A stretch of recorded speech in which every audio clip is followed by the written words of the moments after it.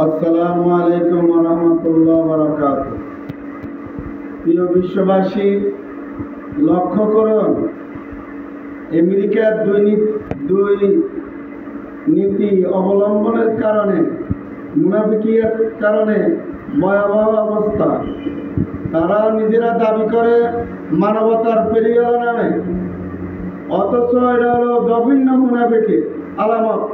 মুনাফিকদের অবস্থা ভয়াবহ। দেখুন, আল্লাহর পক্ষ থেকে গায়বী যে ব্যবস্থা, তাদেরকে একের পর এক যে জ্বলতেছে, নিবানের সাহায্য নাই, দীর্ঘ 5-6 দিন হয়ে যায়। কিন্তু দেখা গেছে এই যে বাড়ি ভাড়া, যে যারা নিজেদের ঘর সংসার বাড়িঘর সব হারাচ্ছে, তারা কাঁদতেছে, আহাজারি করতেছে, কিন্তু আমরা দুঃখিত, আমরা দুঃখ প্রকাশ করি।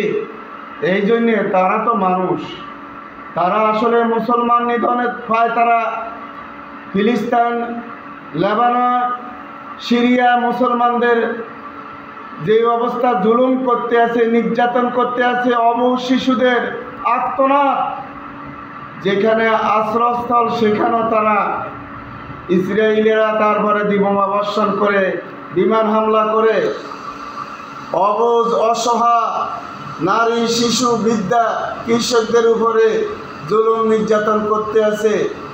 আর সারা বিশ্বে প্রতিবাদ সত্ত্বেও আমেরিকা তাদেরকে মদদ দিচ্ছে। একদিক দিয়ে বলে শান্তি, আর এক দিক দিয়ে তারা অস্ত্র, বিভিন্ন অর্থ দিয়ে তারপরে ইসরায়েলকে সর্বাত্মক সহযোগিতা করতে আছে।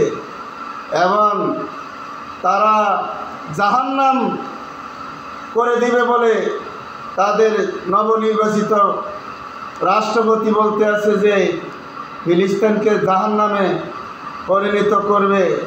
দেখুন, আল্লাহ রাব্বুল আলামিনের যে কারিশমা,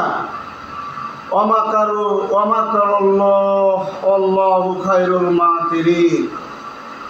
যাদের কেউ নাই, দেখো আল্লাহ রাব্বুল আলামিন কিভাবে হিকমত আলা, কিভাবে কৌশল আলা, কে লাগাইছে আগুন, অদ্যবধিও তো বাইর করতে পারেনি, কিন্তু জ্বলতেছে। একদিক দিয়ে দেখা যাচ্ছে যে ঠান্ডা আবহাওয়া, আর দিক দিয়ে যে প্রচণ্ড আগুন।